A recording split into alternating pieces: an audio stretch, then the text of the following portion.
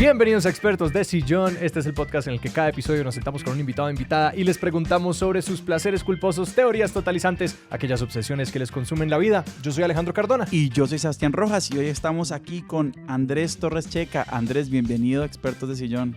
No, hombre, un gustazo. Estoy en mi sillón favorito acompañándoles. Genial. Para todas las personas que nos escuchan, Andrés está en Ciudad de México, es guionista en Antifaz, una productora de podcast mexicano, y también es consultor en temas de derechos humanos. Hoy vamos a hablar de algo que no tiene nada que ver con eso, que es H.P. Lovecraft o H.P. Lovecraft. Como lo quieran decir, ya vi que me hicieron una cara cuando lo dije según su homónimo de las impresoras.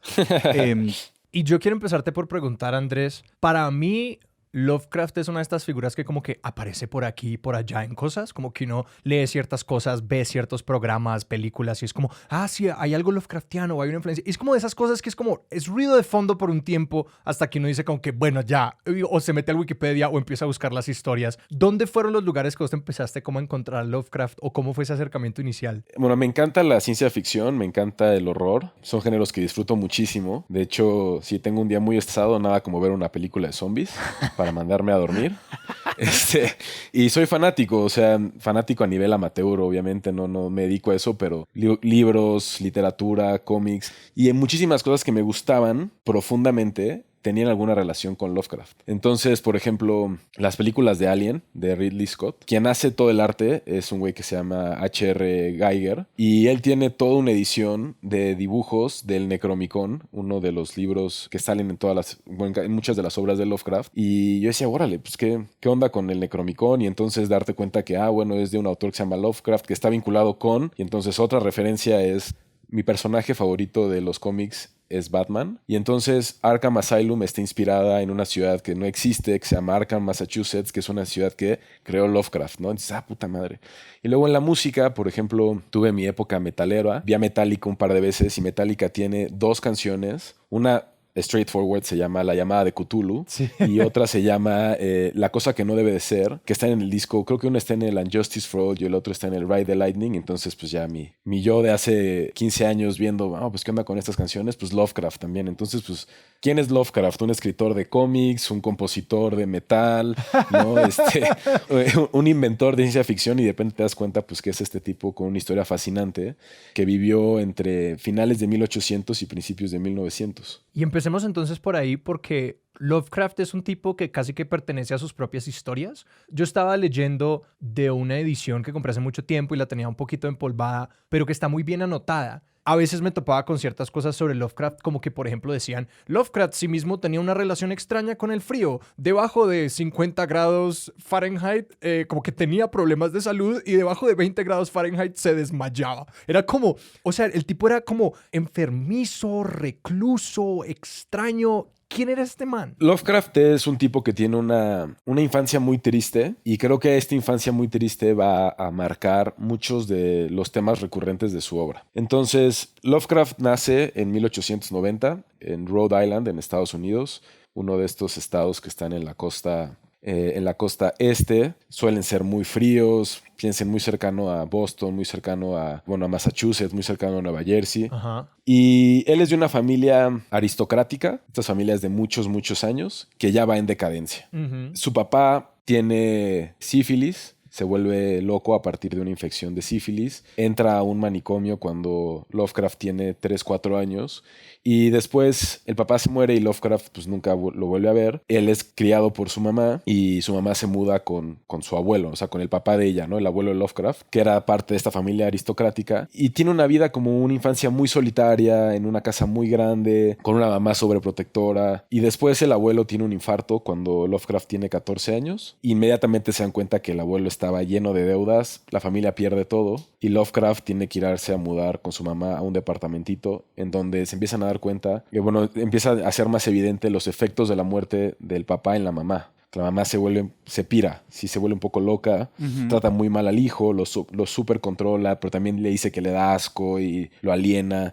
Y entonces, pues Lovecraft crece como un niño y un adolescente muy solitario, muy recluido, hasta que después se muda a Nueva York. Entonces, pues sí, como que tiene esta infancia que la verdad está muy atormentada y va a ser clave en los temas recurrentes de sus obras más adelante. Todo lo que estás diciendo ya es como hasta molesto y un poco deprimente lo mucho que resuena en la obra de él, como este apareamiento, como familias en las que hay una madre y un abuelo y un hijo, como se me ocurren ya mismo en El horror de Dunwich y en La cosa en la puerta, que fueron dos de las que leí para tenerlas frescas para el episodio. Es exactamente esa estructura familiar, uno ve esas casas, las historias están ambientadas, muchas en Massachusetts, en estos pueblos que existen como entre lo rural y lo urbano, las familias viejas, como que todo aparece, estos niños genios, como literatos deprimentes, como eso me deprime un poco, como saber que esto era tan cercano a su realidad. Sí, muchos de sus personajes pues podrían ser hasta medio autobiográficos. Otro de sus libros más famosos que se llama, por ejemplo, el caso de Charles Dexter Ward, pues también es como la misma receta, ¿no? Un niño que crece con su mamá, el niño es incomprendido, la mamá es sobreprotectora, ¿no? Y entonces desenlace y, ¿no? Algo muy fatal. Y pensando en esta infancia, también, según entiendo, él era pues obviamente un niño y un adolescente y una persona que leía cantidades.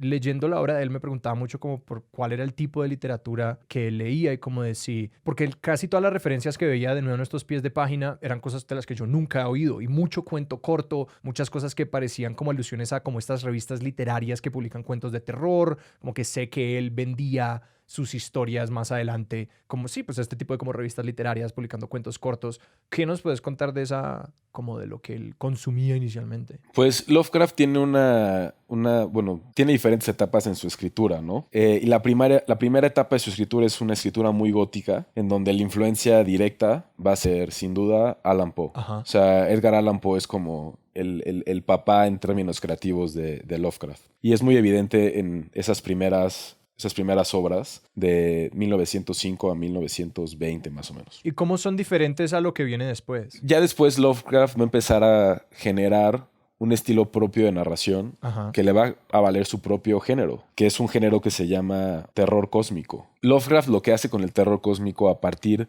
de la etapa ya de los mitos de Cthulhu, que es como la última etapa de su vida. La primera es la gótica, la segunda es la onírica, que son muchos relatos relacionados con sueños y pesadillas. Ajá. Y después la última, que es los mitos de Cthulhu. Él empieza a sentir que pues, el mundo es un caos, ¿no? Y que no hay un plan perfecto, no hay un Dios que todo lo sabe. Y eso le genera un montón de incertidumbre. Entonces ahí es donde está la clave de lo que va a ser su terror cósmico. Porque él va a empezar a tener y a desarrollar personajes que tienen una vida muy solitaria. El perfil de personajes son sobre todo académicos. Si uno revisa su obra, los personajes principales son como investigadores, académicos, doctores, psiquiatras. Aparte, estos personajes académicos suelen ser personas que son pues, como inteligentes, que tienen la respuesta de las cosas. Sí. Y de repente se enfrentan a algo que no conocen. Y en la búsqueda de respuestas se dan cuenta pues, de que en realidad las explicaciones lógicas que ellos tienen para los problemas y las complejidades del mundo no tienen sentido. O sea, que somos hormiguitas en un desierto gigante que no tiene explicación y no tiene orden. Y ahí es donde entra esta parte que es como el cosmos,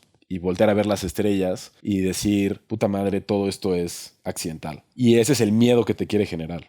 Y que hay algo, pensando en cómo eso se refleja en la escritura, de que hay algo muy, que a mi parecer muy elegante, muy inteligente que él hace, y es que él no intenta explicar todas las cosas. Como que es casi un meme de Lovecraft, como él habla de como la geometría imposible, y es como que él no te está intentando explicar como por qué este es un objeto extraño, como sencillamente dice como que un olor que ninguna criatura de nuestra naturaleza, de nuestro mundo natural podría emitir, y como que uno se queda ahí como imaginándose, pues puta, pues cómo podría ser la experiencia de vivir eso, y obviamente uno lo humana mucho, pero lo deja uno con la sensación de como, no, lo que yo me estoy imaginando, eso no es suficiente, porque luego dice como, fue como aquel otro ataque, pero peor, y uno es como, pero ya era muy horrible.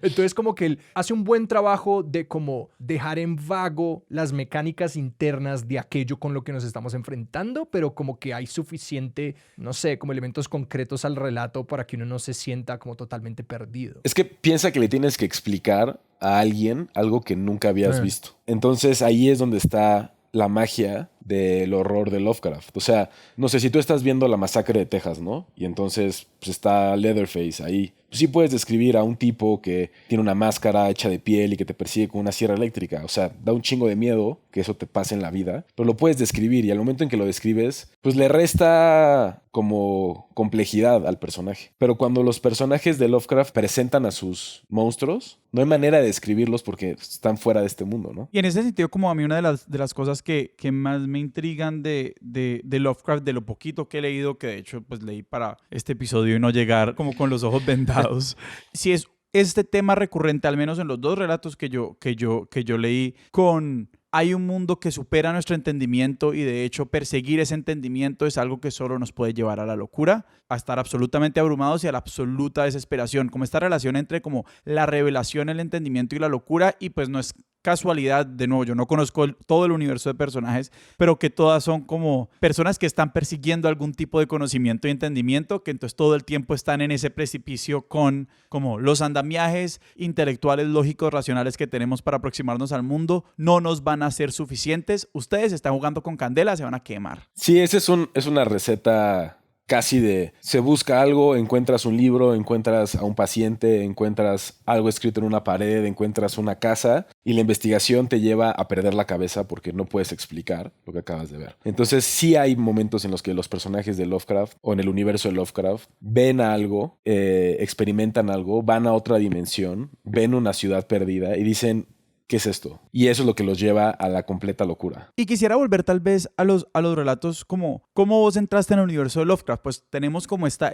idea de hay una cantidad de cosas que aluden a Lovecraft, que eso como dispara tu curiosidad. Pero ¿cómo te encontraste a Lovecraft por primera vez? ¿Qué te pareció? ¿Y cómo se fue construyendo esto con una vaina que te fue consumiendo más y más? Yo empecé por la fácil, que fue ir a los mitos de Cthulhu, porque Cthulhu es el personaje más famoso de Lovecraft. O sea, Lovecraft tiene una literatura brutal que yo no he consumido toda, que va desde ensayos, poemas, cartas y cuentos. Y lo más fácil fue comprar una edición de los mitos de Cthulhu y echármela. Que los mitos de Cthulhu comienza con este cuento que no lo logré leer, que es la llamada de Cthulhu. Y para los que no lo ubican, pues posiblemente incluso lo hayan visto en internet porque como que las imágenes de Cthulhu son bastante famosas, que es como este monstruo que es como con alas de dragón y la cara como medio de un pulpo extraño, pero es este dios como de escala galáctica. Pero pues hablemos de ese mito y pues de aquí en adelante yo sí estaba pensando antes del episodio, es como probablemente arruinemos muchas cosas como de los cuentos de Lovecraft, pero sí quería decir que pues los cuentos no son, como que la trama no es el punto. Exacto, esto no es como un cuento de heist ni de golpe, que es como, así les decimos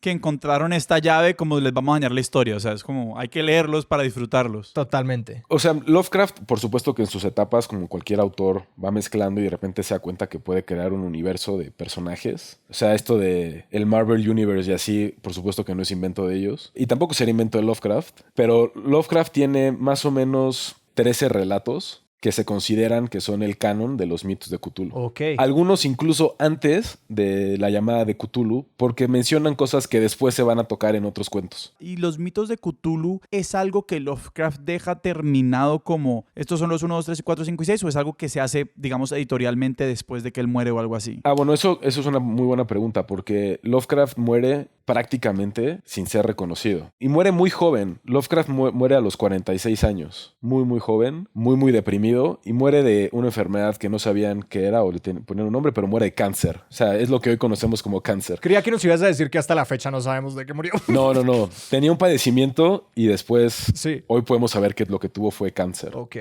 Muere pues triste y solo. Después de Nueva York regresa a Providence y ahí muere con sus tías en la completa pobreza. Pero él había hecho un par de amigos, entre ellos un güey que se llama, aquí apunte su nombre porque no me lo sé de memoria, Robert T. Howard, que es el creador de Conan el Bárbaro, y otro güey que se llama August Derleth, que era un güey que tenía mucho dinero, que era muy amigo de Lovecraft y que después de la muerte de Lovecraft crea una casa editora que se llama Arkham House y se dedica a publicar la obra de Lovecraft, pero sin éxito alguno. O sea, no se vende en Estados Unidos, pero como el güey tiene dinero y es un muy buen amigo, sigue publicando su obra. Y le da al clavo cuando decide traducir la obra de Lovecraft al francés. Y en Francia, Allan Poe era un pinche hitazo Y cuando llega Lovecraft y lo venden como el heredero de Alan Poe, se vende cabrón. Y ahí es donde empieza ya a ser un autor mucho más consumido. O sea, no solamente es un fenómeno editorial que viene o comercial que viene después de su muerte, sino que es un fenómeno editorial que se genera en Francia. Tal cual. Y es en realidad como más adelante, años 50, 60, 70, que es cuando se vuelve súper famoso. O sea, que un chingo de creadores que crecieron leyendo a Lovecraft, se ve ya esto reflejado en, no sé, películas de, pues, como La Cosa de Cronenberg o libros de Stephen King. Stephen King se dedicó muchísimo a decir como, güey, yo soy lo que soy porque Lovecraft me inspiró. O Batman con Arkham Asylum. Guillermo el Toro, que lleva muchísimos años queriendo hacer una adaptación de En las montañas de la locura. Uf. O Alan Moore, este famosísimo escritor de cómics que también muchísima inspiración de Lovecraft. Pero eso viene hasta después. O sea, no sé, 50 años después de su muerte, 40 años después de su muerte. No, y es que me estoy erizando porque entre más autores mencionas es como, por supuesto.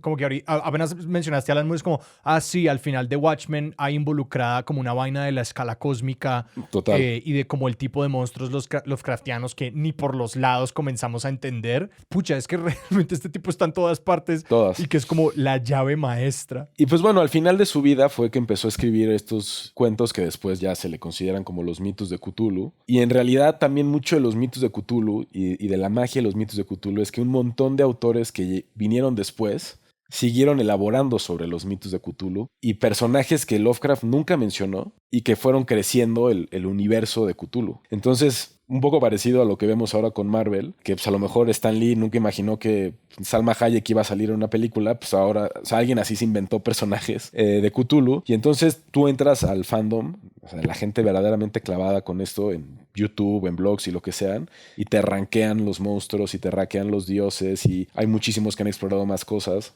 y eso es algo pues, muy interesante del legado de Lovecraft, ¿no? ¿Qué fue lo que te atrapó a vos de Cthulhu? Porque siento que, claro, hemos estado haciendo como una revisión medio crítica de la obra de Lovecraft, que es un poquito inabarcable ya en quienes han sido sus herederos y herederas. Pero cuando vos leíste los mitos de Cthulhu, ¿qué fue lo que te voló? Y que yo quiero agregar que estos no son libros que son como, no puedo esperar a leer la siguiente página. Como que son unas vainas densas, escritas muchas veces como unos relatos. Más adelante te preguntaré como de la relación de él con la ciencia y lo periodístico un poco de estos relatos. Pero pues es una manera larga de decir, son densos. No es lectura que yo llamaría fácil. Primero me gustaban que eran cortos. O sea, Lovecraft en su vida, también por necesidad económica, no podía darse el lujo de escribir grandes novelas. El tipo, como ya lo mencionaba Alejandro, publicaba en revistas de baja calaña, como Weird Tales y así, que eran revistas de centavos que se vendían en las esquinas de las ciudades.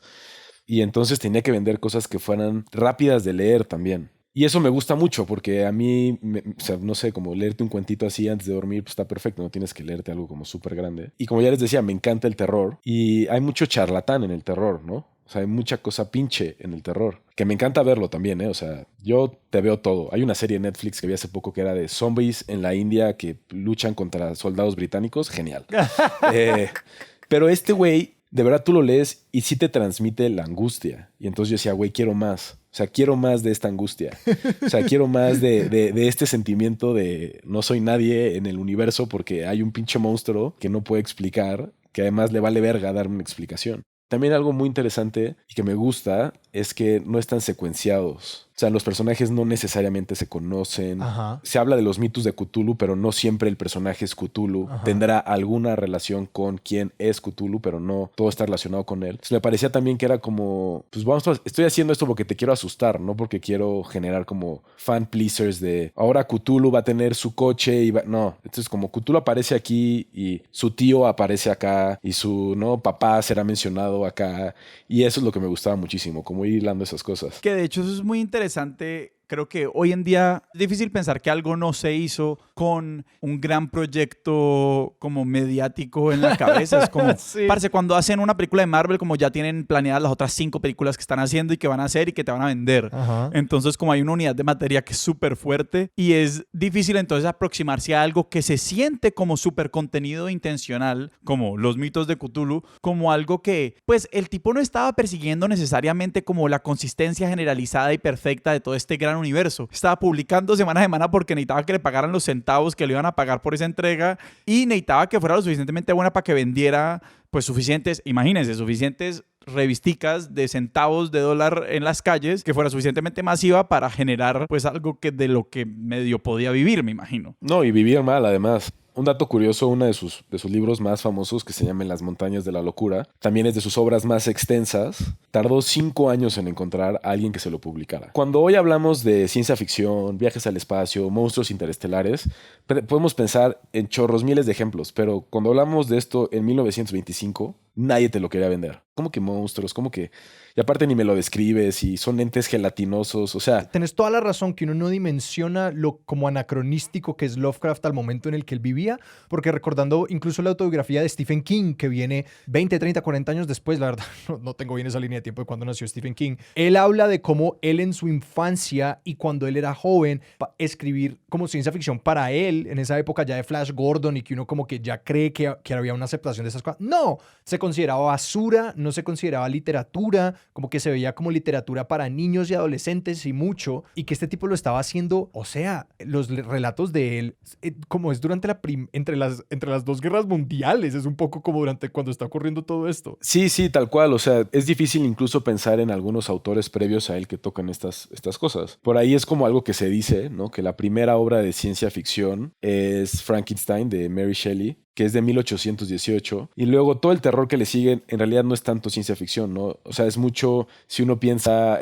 por ejemplo, en Henry James y estas clásicas historias, pues son mucho fantasmas, ¿no? Historias de fantasmas, muy buenas también, pero no... Hay una explicación racional, alguien se murió y no se quiere ir de este plano, ¿no? Pero pues sabes que es tu abuelita la que te jala los pies en la noche, ¿no?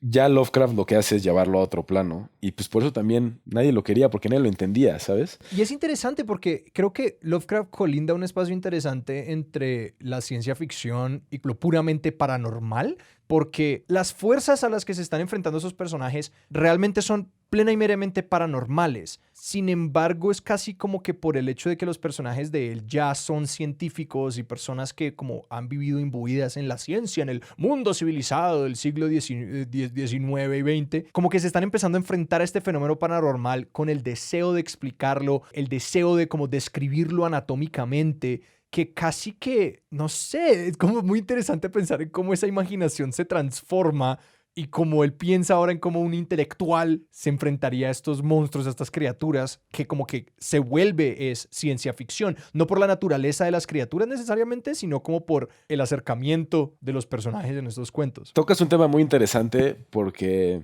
entre los fans de Lovecraft hay quienes dicen que Lovecraft sí es ciencia ficción y hay quienes dicen que justo no es ciencia ficción. Y quienes dicen que no es ciencia ficción es porque si bien los personajes suelen ser académicos, investigadores, doctores, etcétera, no le encuentran con la ciencia una respuesta a lo que están enfrentando. Y de hecho, quienes tienen la respuesta y quienes tienen más claro qué es lo que pasa, es la gente que está fuera de la ciencia, que suelen ser personajes que están en cultos, son supersticiosos. O son ellos mismos criaturas genéticamente relacionadas con algo del más allá. Ajá. Entonces, si tú ves, no sé, algunos autores típicos de la ciencia ficción, ¿no? Como, no sé, Arthur C. Clarke, Odisea al espacio y cosas así, pues sí es un claro, yo uso la ciencia para viajar al espacio, ¿no? Y acá es más bien como la ciencia no me basta para explicar esta chingadera. Y entonces, por eso con Lovecraft lo que dicen es que nace el horror cósmico. Tiene esta relación con el espacio, pero es más bien que no te basta lo que tienes para explicar a lo que te enfrentas. Y quería agregar ahí que muchas veces en la ciencia ficción como que el origen de la trama o el detonante de la trama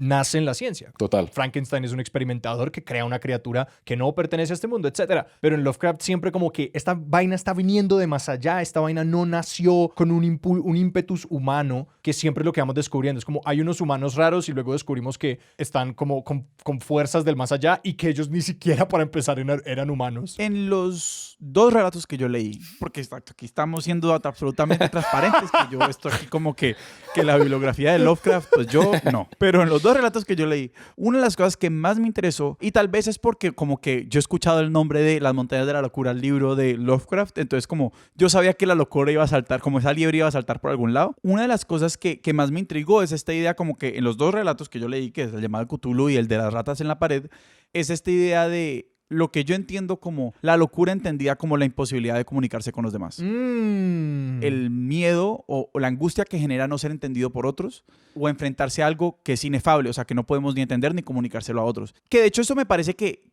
en otras cositas que vi por los relatos como tiene paticas, pero quería ver si esa idea de la locura en Lovecraft resonaba con vos y es parte de lo que te atrae de Lovecraft. Sí, no, totalmente la locura para Lovecraft. O sea, hay una frase muy famosa de Lovecraft que voy a parafrasear mal, pero, o sea, palabras más, palabras menos. Dice algo así como, el sentimiento más antiguo del mundo es el miedo y no hay miedo más antiguo que el miedo a lo desconocido. Entonces, Lovecraft sí busca que sus personajes se vuelvan locos por no lograr explicar lo que se enfrentaron. Entonces, por ejemplo, entrando en este cuento de las ratas en la pared. Muchos elementos que ya mencionamos, ¿no? Pues es un güey de una familia, la familia aristocrática que ya no es tan importante en el pueblo, y entonces él reconstruye la casa, va a su casa y de repente escucha cosas raras, va con otros colegas suyos académicos, este personaje, y se da cuenta que su casa tiene un pasadizo a quién sabe dónde, y baja de este pasadizo y llegan a una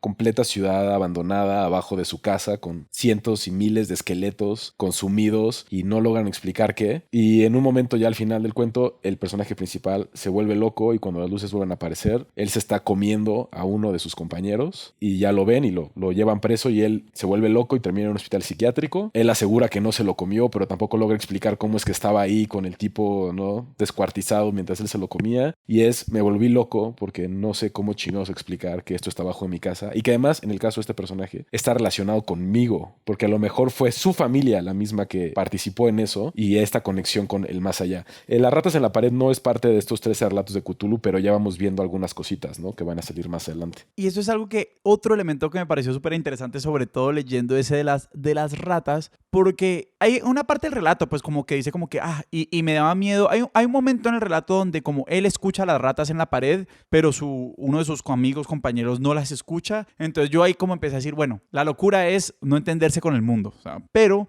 como hay otro elemento ahí y que obviamente me parece que yo no sé si resuena con la biografía de Lovecraft, pero también me parece muy interesante, y es esta idea de, obviamente, el linaje y la herencia, ¿no?, lo que le viene a uno de sus antepasados, entendido como una suerte de cadena de comunicación, ¿no? Cuando esa cadena se ve rota, ¿qué es lo que pasa en esta? El tipo está tratando también de rescatar cierta idea de como sus ancestros, pero no lo logra. O sea, también ahí hay un rompimiento que tiene que ver con todo este conflicto. Entonces, como que es otra idea, como esa vena medio aristocrática, como esa obsesión aristocrática con los linajes, y cuando eso se rompe, como cuáles son las consecuencias, me parece que es como otro elemento muy interesante de la obra de este man. O incluso si la locura es heredada. O sea, en el caso del libro del caso de Charles Dexter Ward, el personaje principal es un doctor psiquiátrico que acompaña a un niño que se llama Charles Dexter Ward. Y el niño tiene actitudes muy extrañas, ¿no? Entonces este personaje, el psiquiatra, quiere tratarlo con la medicina tradicional y con la medicina y con la terapia, etcétera. Y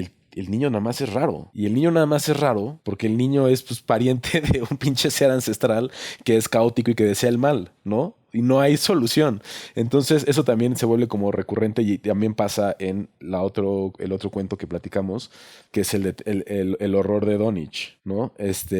Un linaje de una familia que se pira. Y también muy parecido a como lo que pasa en La cosa en la puerta. No sé, se me ocurre que él quizás por tener como este bagaje genético donde él tenía muchas condiciones en su infancia, como una relación bastante cargada con su familia, que hay como un resentimiento hacia lo que es el legado de una persona, como de que hay muchas de estas personas que son malditas, y hay muchas como instancias en las que el cuerpo se vuelve algo que uno no quiere habitar, como en La cosa en la puerta, que tiene todo que ver con como alguien que habita los cuerpos de otros y los utiliza para rituales oscuros, donde como que los personajes yo no quiero estar en este cuerpo, yo estoy atrapado, yo maldigo como ser parte de este linaje, yo ni siquiera soy humano, como, no sé, entre más pienso en como cuál es la dimensión en la que él relacionaba esto con su propia vida, más me deprimo. Hay un elefante en el cuarto que tenemos que tocar cuando hablamos de Lovecraft, y es que Lovecraft era un maldito racista. Lea 3 párrafos de cualquiera de sus relatos y salta a la vista. Sí, por supuesto que no se justifica su racismo, pero Lovecraft también es víctima de su tiempo y es víctima de su circunstancia social como un aristócrata en decadencia, con una vida muy miserable, que de un momento a otro se vuelve pobre y se va a vivir a Nueva York. De vivir en un pueblito en Rhode Island se va a vivir a Nueva York, como una ciudad súper cosmopolita desde siempre, con un montón de migración. Y ahí se casa, tiene un matrimonio. Su esposa después se va, se divorcian. Nunca dejaron de quererse, pero él se queda solo en Nueva York y como no tiene dinero se tiene que vivir a un barrio que se llama Red Hook, que es un barrio que está lleno de migrantes. Y él era una persona de tez blanca rodeado de gente que no tenía una tez blanca y que no hablaba inglés. Y empieza a generar y a crecer en él una enorme animadversión en contra de las personas, sobre todo las personas negras, a quienes en muchas obras las refiere como animales o bestias. Pero yo creo que hay una parte de este sentimiento de el sentirte ajeno a, recurrente en lo que sus personajes experimentan cuando se enfrentan a un monstruo o a alguno de estas deidades. No que eso justifique su cultura racista, ¿no? Por eso, cuando salió el año pasado, o antepasado, ya ni me acuerdo, esta serie de HBO que se llama Lovecraft Country, me pareció fascinante que el productor y director es un famoso director negro que se llama Jordan Peele. Jordan Peele hizo Get Out, no sé si la llegaron a ver, que tiene como esta toda trama racista, muy muy buena. Si no han visto Get Out, vean Get Out. Y también hizo Us, también con trama racista. Entonces el güey agarró Lovecraft y creo que hizo algo muy chingón, que fue llevar a la pantalla la genialidad como del terror de Lovecraft, sin dejar de lado el nuance racista en la temática de Lovecraft, ¿no? Entonces en Lovecraft Country, pues los personajes principales son negros, hay monstruos en la serie, por además los malos son supremacistas blancos, ¿no? Entonces ahí está algo como muchos de los que crecieron con Lovecraft y que admiran la genialidad de su obra, también han buscado ver cómo también hacer evidente que pues el tipo era un racista, ¿no? Yo también pues no los he leído todos, pero pues primero que todo personajes todos hombres, esencialmente como los personajes funcionales son todos hombres, se refiere siempre a las personas del campo como simplones y como los simples entre ellos y eran como, las personas que vivían allí, que es como súper mamón de leer. Y lo otro que también noté que era también harto de leer era el hecho de que como que en muchos cuentos las mujeres son sencillamente vehículos para parir a un monstruo y como que no tienen la agencia no como que no están involucradas en los rituales ni tampoco en la cacería de estas criaturas. Sí, sí, tal cual. Es interesante, por ejemplo, en el del horror de Dunwich, la mamá es la que tiene a estos dos hijos y que después refleja mucho, siento yo, como de la propia mamá de Lovecraft, como una mamá que se vuelve loca y que no deja a su hijo ser y que pues, termina muriendo, ¿no? Pero ahí, por ejemplo, digo, ya voy a saltar a otro tema, pero ese personaje, Whatley, el hijo de esta señora, en realidad es pariente de Cthulhu, por ejemplo, ¿no? Si uno hace el árbol genealógico con Cthulhu, sería como tío de Cthulhu, ¿no? Ok. Por supuestamente infinitamente más débil porque tiene sangre humana, ¿no? Ajá. Pero la mamá tiene como relaciones con Yog-Sothoth, que es el personaje que se menciona como el padre. Y este güey, Yog-Sothoth, sería como el tío de Cthulhu. Entonces hay gente que se ha dedicado a hacer estos árboles genealógicos y son muy divertidos ver. Y eso me lleva a una pregunta por cómo fue creciendo tu obsesión, porque es claro que este man está muy mapeado. O sea, hay mucha gente como ahí allá afuera como diciendo cosas sobre Lovecraft y el universo que él crea de forma más o menos intencional, nunca lo sabremos, pero es como vos te obsesionaste también como por ir llenando todo este rompecabezas de como, si se quiere, el universo Lovecraft, o simplemente fue como que, pues me leí Cthulhu y después seguí porque me encantaron. ¿Cómo fue eso? No, yo he leído otros libros de gente que post-mortem de Lovecraft ha seguido con los mitos de Cthulhu, ¿no? Ok. Pues porque es padre, te encariñas con un personaje, aunque pues este personaje quiere destruir a toda la humanidad y quieres ver pues más aventuras que involucran a este personaje. Y la verdad es que Lovecraft es tan famoso que la tarea ya está hecha. Tú pones un video en YouTube o tú buscas una infografía en Google y te va a aparecer el árbol genealógico. Y te va a aparecer qué personajes sí son de Lovecraft, qué personajes no son de Lovecraft, qué historias son canónicas, qué historias no son canónicas. O sea, la tarea está muy, muy hecha. Es un poco la magia del internet. Y entonces pues es fácil darle seguimiento. Y aparte hay gente que ha hecho adaptaciones y readaptaciones de las cosas o sea, de los mitos de Cthulhu y de Lovecraft. O sea, hay un podcast de la BBC que se llamó la primera temporada El caso Charles Dexter Ward. Y entonces es un podcast de ficción que narra la historia de unos investigadores que tienen un podcast que se llama The Mystery Machine, que investigan casos paranormales y terminan contándote una adaptación de este cuento de Lovecraft, ¿no? Y es buenísimo, o sea, buenísimo, buenísimo. Son 6, 7 episodios y te atrapa y está genial.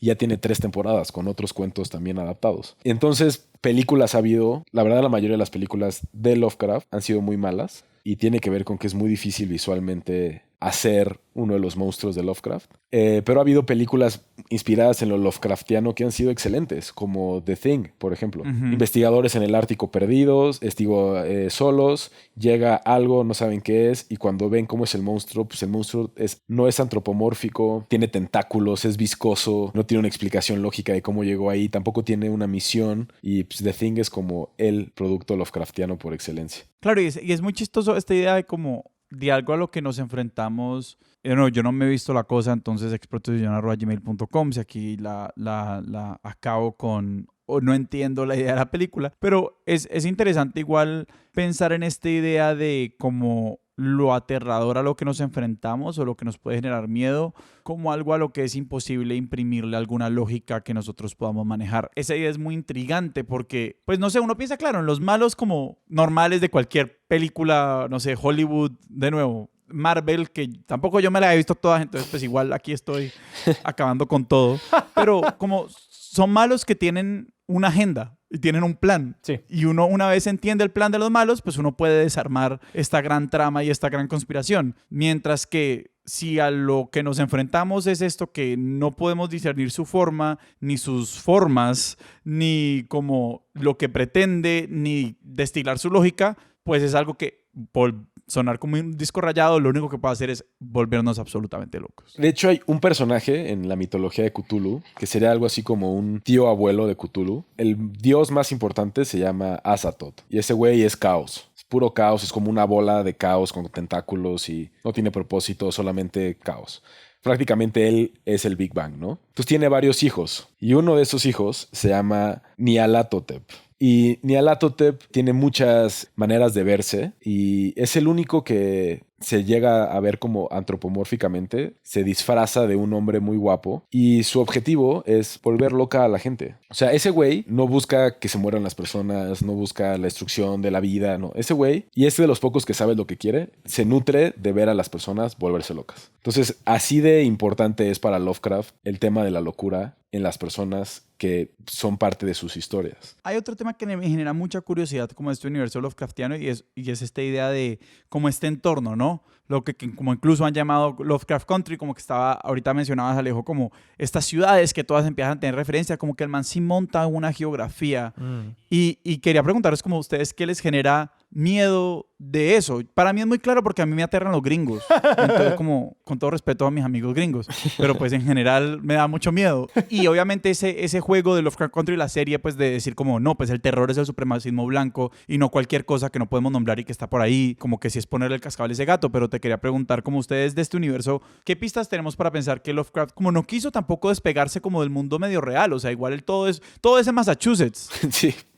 Lo que más miedo me da, o sea, los monstruos dan miedo, por supuesto, pero más allá del desenlace de estos grandes dioses o grandes monstruos, el tema de los cultos me parece como fucked up, ¿no? O sea, y creo que eso no es tan ficción. Cultos hay en el mundo y han hecho cosas espantosas, algunas de ellas, algunas en Estados Unidos, está el caso de Charles Manson, está el caso de Waco, Texas, en fin, pero acá esta parte como de hacer los rituales y las lecturas, y entonces cuando estás leyendo a Lovecraft y de repente te encuentras un fragmento, un pasaje con un culto que empieza a leer del Necronomicon y no tienes ni puta idea de cómo se pronuncian esas palabras, digo, ok, esto da miedo. Porque chances sí lo pronuncio mal y aparece algo aquí en mi closet y la neta, pues mejor ¿no? Dice Andrés mientras tiene su closet abierto para poder grabar este episodio con óptima calidad de audio. Yo creo que para mí es la conexión con la ciencia al final lo que lo hace, como que primero es algo que la ciencia no logra discernir y yo creo que no sé, al menos yo he crecido en un mundo en el que yo tengo la sensación de que más o menos hemos entendido las cosas, ¿no? Como que muy en el pasado estaba aquellos días donde no se sabía qué había en los polos del mundo y era como,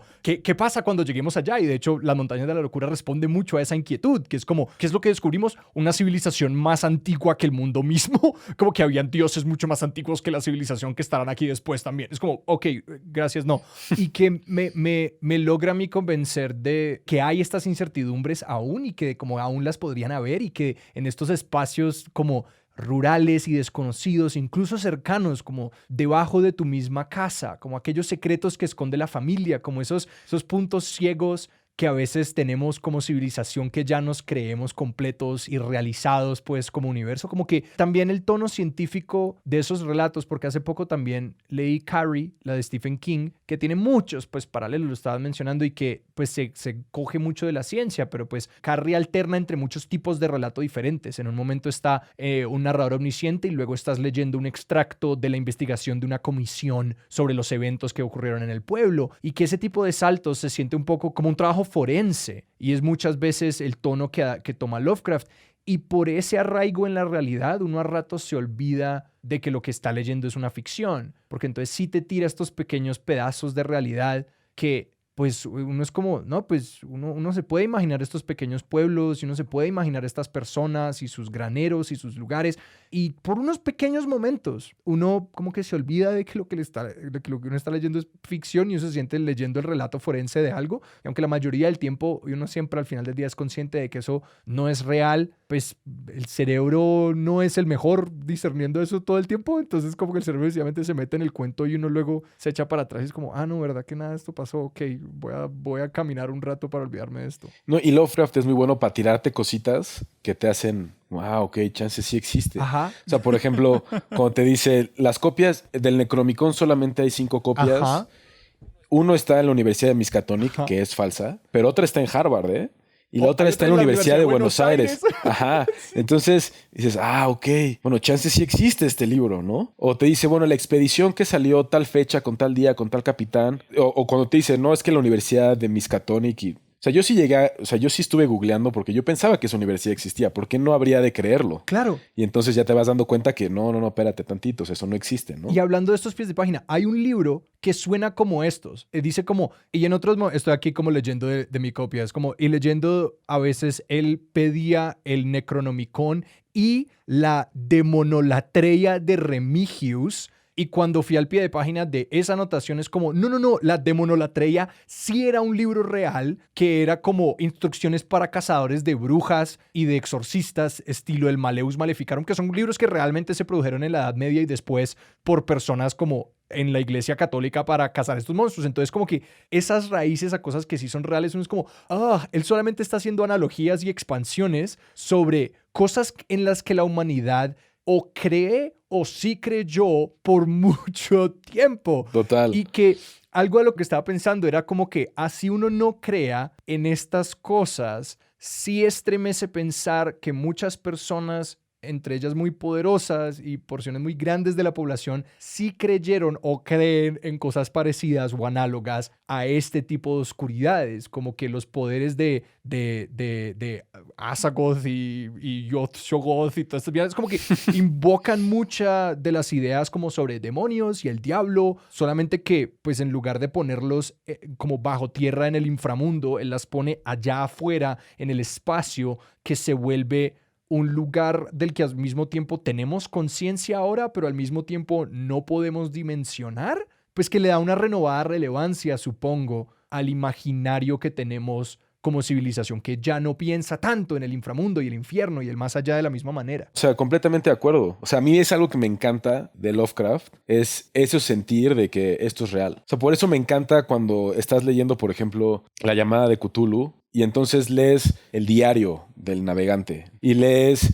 el extracto de la investigación del policía. Esas cosas a mí me vuelven loco cuando leo ficción. Me encantan. Y creo que Lovecraft es buenísimo para llevarte entre esas cosas. O el testimonio de alguien que te dice, güey, te voy a contar una historia que pasó hace tanto y vámonos para atrás. Y entonces sabes que algo pasó porque alguien te lo está contando, pero no sabes qué chingados fue. Y el comienzo de, por ejemplo, La cosa en la puerta, es como que yo les tengo que explicar yo por qué maté a mi mejor amigo.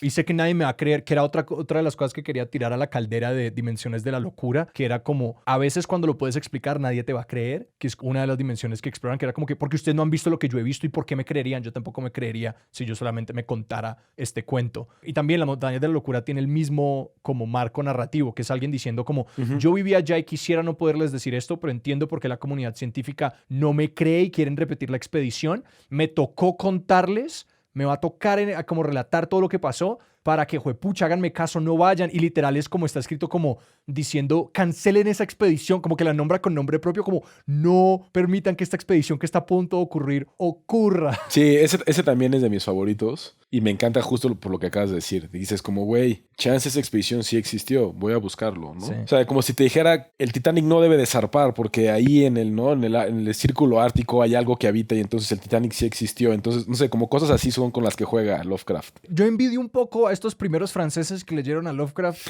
porque pues los mismos pies de página, las mismas investigaciones en internet permiten discernir hasta dónde llega la realidad y hasta dónde no, porque pues me imagino uno en el siglo XX o incluso hace 20, 30, 40 años con poco acceso limitado al internet que uno leería estos cuentos y uno quedaría como, pues espérate, ¿dónde exactamente está la línea? Porque hay dimensiones de esto que sí son aterradoras, como yo qué sé, uno pensar en cómo así a los investigadores en el Ártico se le perdían perros a veces, como que solamente eso ya es intrigante de pensar y yo aquí estoy inventando cosas, pero de que sí hay unas dimensiones que se hacen pues muy reales, que era como que hay círculos de piedra cerca de Providence en los que habían antiguos relatos indígenas, como que qué parte de esto es lo irreal y lo no irreal, y que creo que el internet le quita un poco de esa dimensión a nuestra experiencia de estos relatos hoy día. Pero igual a mí por eso me impresiona que Andrés diga, no, pues yo me leí estos cuenticos antes de dormir.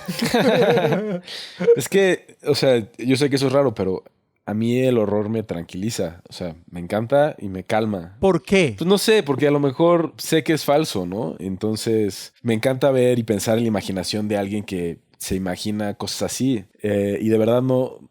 Sí, como si estoy aburrido y quiero ver algo para desconectar. Tuve un día pesado en el trabajo, o necesito desconectar mi cabeza de este plano, pues veo algo que yo sé que es absurdo y que no existe, como un asesino serial con una máscara larga, blanca, y pues sí, eso es Scream y ya. Zombies, aliens, ese tipo de cosas a mí no sé, me encantan, me calman. Pero a mí me genera como curiosidad la relación o cómo irradia todo esto, como, pues vos tenés trabajo o tu trabajo es pesado, o sea, vos lidias con temas de como migraciones que son reales y son una tragedia para muchas personas, o sea, vos lidias con desapariciones forzadas, vos te enfrentas en tu trabajo de una forma más o menos cotidiana a vainas que sí dan mucho miedo y existen. Entonces, pues no deja de parecerme curioso que para decir tuve un día pesado en el trabajo, pues uno vaya a pensar en la historia de una casa debajo de la cual hay una cripta que tiene 200 millones de años y está llena de muertos. A ver, yo creo que, o sea, creo que lo que tú mencionas de las cosas que se experimentan en México y que también en otros países de la región, como Colombia, creo que ahí está como el verdadero terror del día a día de lo que pasa en nuestros países. Yo creo que el género del terror, sobre todo en el cine, tiene mucho componente de humor. O sea, si uno ve las películas de miedo, tienen muchísimos componentes de humor. Entonces, pues no sé, puedes ver desde los slashers, que son estas películas como que se hicieron muy famosas a partir de Halloween, y está la estereotipada de la güera tonta y el deportista y el ñoño y la aplicada y no sé qué, y todos están ahí se tropiezan y entonces tú lo estás viendo y dices como, güey, ¿por qué no cerraste la puerta, no? Si obviamente va a estar ahí, ¿no? Entonces como que tiene esos componentes que son muy, muy hilarantes. Las películas de zombies, o sea, si algún día quieren cagarse de risa, busquen en YouTube los castings para zombies. Porque los zombies son personas con maquillaje. Y tú ves eso y es un hall con 4 personas como jueces y tienes a 70 güeyes pretendiendo ser un muerto viviente, pero vestidos común y corriente sin maquillaje. Y es cagadísimo. Y por supuesto que hay películas de terror muy buenas que sí te dejan así como, oh, ok, esto estuvo chingón. Pero la gran mayoría son bien malas. Entonces... O sea, la gran mayoría de las películas de terror yo considero que son de comedia. Y pues ya me tranquilizan por eso. Y eso me hace preguntarme, igual por la relación que tenemos con el terror, digamos, cuando lo vemos como películas de terror y el terror cuando lo leemos. Y quería preguntar si igual ahí cambia la experiencia para vos. No, es que cuando lees algo chido de terror, es una experiencia bien padre. Porque aparte, la única manera de saber qué pasa con la historia es seguir leyendo. O sea, en las películas te puedes tapar los ojos o, no sé, hay gente que voltea para un lado un ratito porque no quiere ver cómo le cortan la oreja a alguien, yo qué sé. Pero en un libro tienes que seguir leyendo, porque si un párrafo no te lo lees, quizás no entiendes el resto de la historia. La única forma de mover la trama es leer. Y entonces de repente llegan momentos en los que dices, puta madre, ¿quiero seguir leyendo o no quiero seguir leyendo? Y cuando te encuentras con algo así, creo que llegaste como a una joya de la literatura que no deberías de soltar. Y creo que eso pasa en muchísimos cuentos de Lovecraft. O sea, el güey te obliga a seguir leyendo, aunque en sus descripciones ni siquiera entiendes cómo imaginar lo que te está diciendo. O sea, lo que decía Alejandro de figuras geométricas incomprensibles, monstruos que parecían esto y de repente te da una explicación que dices, ¿qué me estoy imaginando? Por eso también, si buscan fan art de las criaturas de Lovecraft, es increíble lo que la gente ha producido a partir de su propia imaginación, pero increíble. Y entonces eso también creo que es como una joya de leer a personas como Lovecraft. Y yo sí haría la invitación porque yo no sé qué pensar sobre buscar estas imágenes como cuando uno está leyendo, porque a veces, muchas veces yo quiero como que,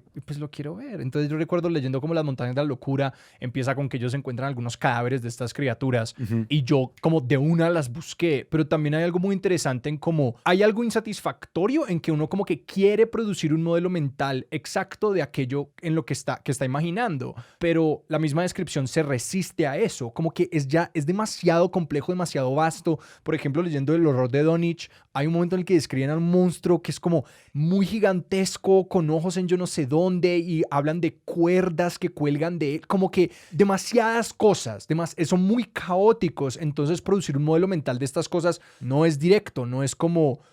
Es como, no sé, como estas criaturas mitológicas tradicionales, que es como un león con una cabeza de cabra y una de serpiente y cola de escorpión, como que... Pero incluso es que no es necesario, es que es como parte de la magia, ¿no? Es que no es necesario que te lo imagines porque lo que te da miedo es el hecho de que no te lo puedes imaginar. Claro. No, y lo chingón es que nunca te lo describen completo. O sea, porque esos güeyes solamente alcanzaron a ver a lo mejor el dedo del pie del pinche monstruo, ¿no? Y ya con ese te estás cagando de miedo. Entonces también es muy interesante. O sea, como vi algo, pero ¿qué es lo que vi? No sé. Vi todo el cuerpo, solo vi la cabeza, no sé. Pero eso es suficiente para que yo esté cagado de miedo. Y yo sí diré algo que es como la única nota que le tengo a Lovecraft es como... O sea, los relatos que disfruté más era cuando la subjetividad de la narración estaba atada a un punto de vista no omnisciente, porque sí se siente un tanto artificial. Por ejemplo, El horror de Dunwich está narrado pues en tercera persona, narrador omnisciente que puede como escoger cualquier punto desde el cual relatar, y a veces se siente un poco como, no sé, se siente un poquito la mano del autor cuando no revela ciertas cosas, como que porque pues se siente muy intencional que estás cambiando a la perspectiva que tiene una visión incompleta de lo que está pasando, y que eso se autojustifica cuando él encuentra las maneras de narrarlo. Y creo que esto yo asumiría que se da con relatos conforme él va entendiendo cómo narrar estas historias de forma más y más interesantes, que lo narra desde el punto de vista de la comunidad, de los vecinos, los psiquiatras, los investigadores que vinieron después. Porque, por ejemplo, sí, en el horror de Dunwich lo sentí, que era como cuando los tres investigadores jefes van a enfrentarse con la criatura, la cámara, por ponerlo de alguna manera, se queda con los del pueblo que están mirando por un telescopio desde más lejos. Obviamente, pues se entiende la razón para no darte esta perspectiva cercana y concreta de lo que está pasando, sino para darte estos flashes y estos sesgos, pero que lo disfruté más y me metió mucho más en el relato cuando sí se trata de personas como intentando reconstruir esta vaina a partir de sus posiciones incompletas desde afuera. Sí, por eso Las Montañas de la Locura es buenísima. Y el caso Charles Dexter Ward también tiene eso, porque es como, pero tú eres un güey inteligente, cabrón, y no lo puedes explicar. ¿Por qué vergas no lo puedes explicar? Y ahí te transmite también esa misma incertidumbre, está chida. Yo hago esta pregunta porque quiero meter la cucharada, pero entonces me confieso de entrada. Pero te quería preguntar por cómo algunos de estos otros productos adyacentes de Lovecraft, hemos mencionado a los más como obvios y cercanos, Lovecraft Country, The Thing, ¿cierto? Pero ¿en qué lugares te has encontrado con entradas a las ideas de Lovecraft o incluso adaptaciones y todo esto que te hayan dejado, pues que hayas dicho, lo hicieron bien? Porque también hay muchas maneras de entrarle a las ideas grandes de Lovecraft sin tener que ni reproducir el tipo de relato, ni como usar los mismos monstruos. ¿Cuáles son algunos de estos como productos inspirados por que te gusten? Fíjate que hay una película que salió hace un par de años que se llama El color de fuera del espacio, que es tal cual el título de uno de los mitos de Cthulhu. Y pues está basada en el cuento de Cthulhu y está protagonizada por el multifacético Nicolas Cage. Y salió muy bien. O sea, está muy divertida, porque también se pira la película. Se pira en los colores, se pira en la paleta, o sea, se vuelve loca en ese sentido. Y creo que lo hicieron muy bien. Luego, por ejemplo, las películas de Alien, como que no tanto, no son tan Lovecraftianas, pero luego salió la precuela hace como 6, 7 años. ¿Prometeo es? Se llama Prometeo. Y me gustó mucho porque Prometeo tiene algo que me encanta de las historias Lovecraftianas, que es querer explicar. Entonces, cuando estos llegan al planeta y ven la nave y ven a estos seres que se parecen humanos pero son más grandes y quieren descifrar qué chingados pasó, Me encanta, eso me gusta muchísimo. Y también me gustan mucho estas 2 canciones de Metallica que hablan sobre Cthulhu, porque me parece fascinante cómo pues estos metaleros quieren utilizar la música más pesada, o al menos de la época, para describir lo que sería ver a Cthulhu. Y entonces son 2 muy buenas rolas, muy chidas, y pues me gustan bastante, como en ese sentido de relación con Lovecraft. Que esas las escuché y fui al concierto de Metallica antes de leer a Lovecraft. Y después fue como, no mames, la letra, quieres describir a Cthulhu y lo quieres hacer a través de un pinche solo de guitarra y una batería y todo caótico y un slam, y entonces está chido. Y ahora mi autoindulgencia. Te quiero recomendar enormemente el juego Amnesia, el descenso oscuro. Súper. Y también quería mencionar un juego de mesa que se llama En las montañas de la locura, que aquí nos vamos dando cuenta de como lo absolutamente directos que son todos, como con sus referencias, como que a nadie le interesa ocultar el hecho de que esto es una indagación sobre lo que pasa, y que es súper interesante porque precisamente se trata de retos comunicativos. Entonces es un juego cooperativo en el que uno está luchando contra la montaña. No hay nadie en la mesa es un enemigo de nadie, pero te van dando unas cartas conforme progresas escalando esta montaña de la locura que te impiden comunicarte con tu equipo. Okay. Entonces al final del juego todo el mundo está en efecto casi como jugando un rol de la locura, ni siquiera teniendo que actuar, solamente a partir de como las reglas que te da el juego. Y pues Sebastián me hizo mucho pensar en eso cuando preguntaba por la naturaleza de la locura, porque es un juego que de una manera muy astuta se agarra de la idea de la comunicación. Y que creo que es tan interesante porque las primeras veces que yo me encontré con Lovecraft, para mí la locura era como que, como que eso no es real, eso no pasa. Y es como, estos juegos a mí al menos me han acercado a cómo podrían ser esas experiencias si realmente le pasaran a uno. Ya lo voy a poner en mi carrito de Amazon. A mí hay una pregunta como que igual me queda abierta, y es un poquito como cuál es la gran tragedia o como cuál es el gran detonante como de todo lo malo en Lovecraft, porque ahorita mencionaste como esta idea como los problemas que se generan cuando intentamos entender. Y que igual como me parece que ahí hay unos ecos de, no sé, obviamente como que, claro, esta idea de todo lo malo empieza a pasar cuando decidimos salirnos de nuestra idea y enfrentarnos al mundo desconocido, que es como una idea como que el miedo es una vaina muy conservadora. Como que yo he estado pensando en eso como todo el episodio. Es como todas estas cosas malas, cuando pretenden medio cambiar algo, todo se va para el carajo. Pero te quería preguntar, como vos que te has enfrentado a más personajes y a más tramas, un poquito como que, sí, vos, ¿cuál crees que es como el gran detonante del horror en Lovecraft? Yo creo que el detonante sí es un poco la sensación de no ser nadie. O sea, eso creo que es... O sea, un miedo muy aristocrático. Pues sí, puede estar relacionado con eso, pero creo que es como el no ser nadie en el gran plan de las cosas. Cósmicamente. Cósmicamente, sí, totalmente. Y creo que algo que le da estabilidad a nuestra vida o que le ha dado a civilizaciones enteras a través de cómo se relacionan con el universo es pensar que somos parte de algo más grande, ¿no? O sea, es un poco el ethos de las religiones. O sea, estás aquí porque hubo un dios que creó tal, ¿no? Porque somos hijos del maíz o porque Zeus o porque hay algo por lo que estás aquí. O sea, no eres un accidente. Y creo que Lovecraft más bien te viene a decir como, no nada más esto, o sea, no eres parte de la probabilidad si alguien te creó, pero no eres tan inteligente como crees que eres. O sea, los seres humanos nos da estabilidad, lo que decía Alejandro, que es, pues sentimos que tenemos las respuestas, o sea, entendemos nuestro entorno, sabemos por qué sale el sol en las mañanas y se pone en las noches, porque somos la especie más verga, al menos no hemos conocido algo más. Pero Lovecraft te viene a decir, güey, ¿qué pedo si conoces a alguien más? Pero no un alien que te lleve en su nave espacial y no. Alguien más que a quien le vales verga, güey. O sea, francamente no eres absolutamente nada. O sea, eres una hormiga, eres pedazo de basura comparado con estos grandes seres y grandes dioses antiguos. Y esa es la sensación donde creo que es realmente el origen del miedo de Lovecraft. Todo lo que crees que es, otras dimensiones, otros planos, otros planetas, otros mundos. Y ahí es donde creo que está la gran magia del terror de Lovecraft. Porque incluso otros autores que también son buenísimos, que hacen ciencia ficción, te logran explicar con conocimiento humano lo que pasa en otros planetas. O sea, Bradbury en Crónicas Marcianas, Stanislav Lem en Solaris, Arthur Clarke en Odisea al Espacio.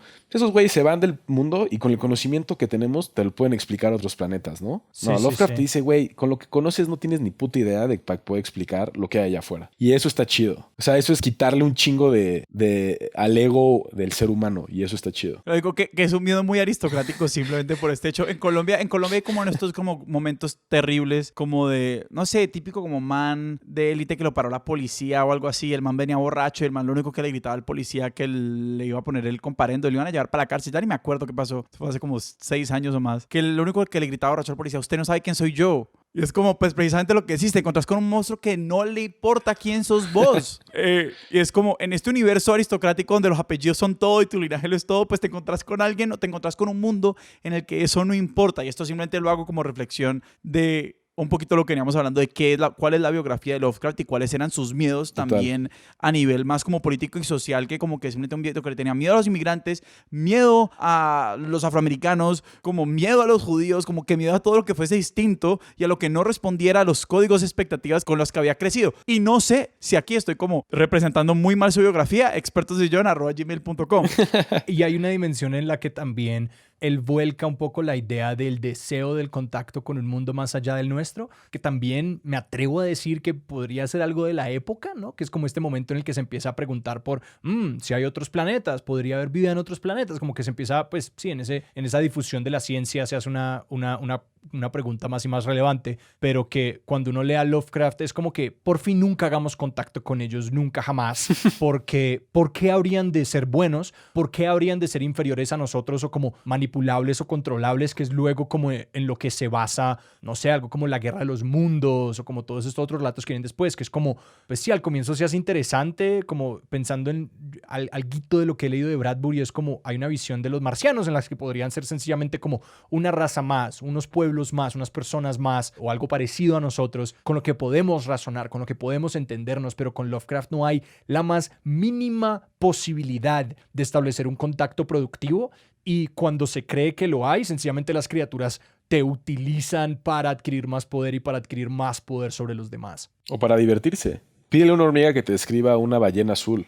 O sea, eso sería como tú intentando describir alguno de estos seres. Andrés, aquí ya hemos mencionado algunos, pero si alguien después de escuchar esta conversación queda con curiosidad sobre H.P. Lovecraft, ¿a dónde los mandamos? Y de hecho me gustaría preguntarte de nuevo, como herederos y herederas de Lovecraft que te parezcan chéveres y relatos de Lovecraft que han sido tus favoritos. Yo les diría que lean, al menos, si así quieren entrarle a Lovecraft y quieren entrarle como a los mitos de Cthulhu, bueno, que lean La llamada de Cthulhu, que lean La ciudad sin nombre, que es en donde sale por primera vez el Necronomicon mencionado, y como el personaje que es este loco árabe, no sé qué, que es el que siempre se menciona cuando se habla del Necronomicon. Y también les diría que lean el caso de Charles Dexter Ward, que es como un cuentito más largo, buenísimo. De las como adaptaciones, este podcast de la BBC, que se llama así la primera temporada, The Charles Dexter Ward Case, o The Case of Charles Dexter Ward, es buenísimo. Está muy bien adaptado a podcast. Sobre todo busquen el Necronomicon de H.R. Geiger, que hizo todo el arte de Alien, entre otras cosas, y tiene una versión del Necronomicon súper obscura. Está muy chida. Andrés, muchísimas gracias. No, hombre, a ustedes. Un gustazo estar por acá. Andrés, si la gente te quiere seguir a vos, a tus podcasts, a tus proyectos, ¿a dónde los vamos a apuntar? A mí me encuentran en Checa91 en Twitter. Yo trabajo para una podcastera que se llama Antifaz Política. Y ahí pueden encontrar los proyectos que hacemos y los productos que realizamos. Y Sebas, ¿a nosotros dónde nos pueden encontrar en redes? Y a nosotros nos encuentran en Twitter como @expertosdesillón, en Instagram como @expertosdesillón y nos pueden escribir a nuestro correo expertosdesillón@gmail.com. También estamos en Discord con nuestra comunidad de oyentes y la forma de ser parte de esa comunidad es entrando a nuestro Patreon y contribuyendo así sea una módica suma para el sostenimiento de este podcast, lo cual les da acceso a nuestra comunidad de Discord donde le seguimos el hilo a muchas de las conversaciones que quedan flotando con nuestros episodios. Donen. Nuestra música es de Juan Esteban Arango, nuestro logo es de Sebastián Márquez y Expertos de Sillón es un proyecto de Sillón Estudio producido por Sara Trejos con el apoyo de Paula Villán. Yo soy Alejandro Cardona. Yo soy Sebastián Rojas. Esto fue Expertos de Sillón. Hasta la próxima.